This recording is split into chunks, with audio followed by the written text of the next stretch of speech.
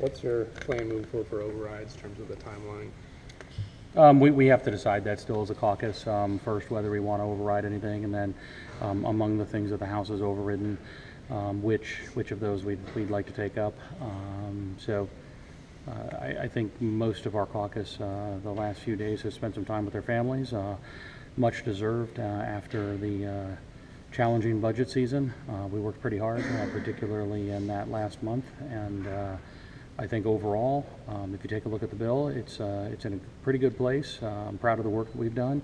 We cut $1.1 billion in state spending. We balanced the budget. We actually managed to provide tax relief to Ohio's working families in a number of different ways in the bill, and yet we still invested in our key priorities as a state, particularly fighting the heroin and opioid epidemic and improving our schools. So I think, are you coming back next week, and what might we see by that point, or maybe later? We had a date scheduled previously for next week for the 12th. I'm not sure if we're going to keep that or not, but we will discuss as a caucus what the next steps are moving forward, and we'll dig into the issues that the House worked on today, and take a look at those and see where our members are. Do you plan to come back, if not next week? I know you have a couple as needed, I think, the following week. Will you be in session a day this month? I am not sure of our schedule yet, but I anticipate that we will be back, at least once or twice during the summer to address these issues. I'd be curious, just looking forward to the fall, what would be your main priorities, once everybody's back in full swing again? Sure. Well, we've got a number of bills pending in committee on a wide variety of issues, so we'll continue plugging away on those. I think if you look back at what we've done in the first 6 months, I'm pretty proud of where our caucus has been and the work that we've done. I believe that the Senate has passed all 10 of our initial 10 priority bills.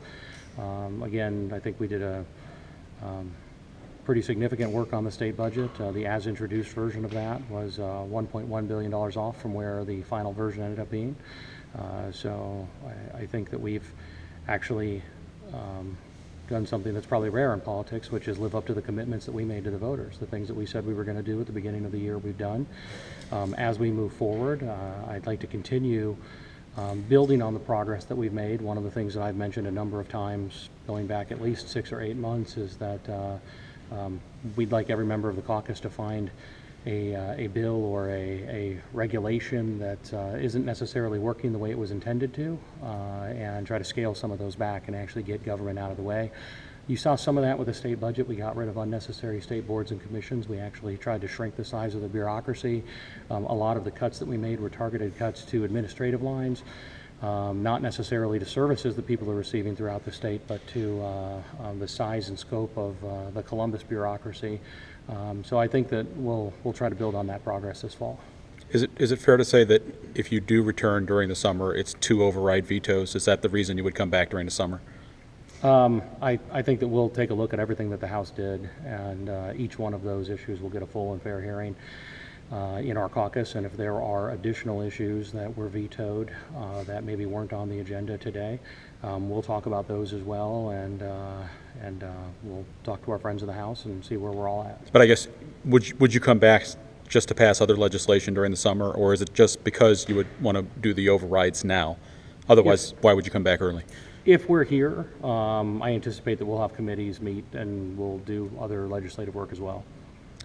Can you, I know you're going to look at each of these vetoes specifically, but I mean, there is this overall issue of the Medicaid freeze waiver. That's an issue that's been widely discussed. Is your caucus supportive of that? Do you have the votes to override that particular veto? I'm surely you've discussed that one at least. Well, we're not going to take up any vetoes, obviously, and can't take up any veto overrides that haven't been done first by the House. Oh, the House says, okay. Yeah, the House has to originate that. Okay. But I played an active role in the freeze and in some of the limitations on the controlling board. I believe one of those was on the floor with the House today. We also had some provisions related to the legislative review of state agencies, which were not on the floor today, but I think is something our caucus remains interested in. So we'll see where we end up, but I think overall, if you look at the overall budget picture, the legislation that we worked on this spring, where we're headed later this year, we're focused on the issues that matter most to Ohioans, and I believe our friends in the House are as well. What do you make of the gun bill there? They may have passed it already, but they were debating last I saw where concealed carry could go into gun-free zones. Sure. I haven't had a chance to look at that in great detail. My understanding is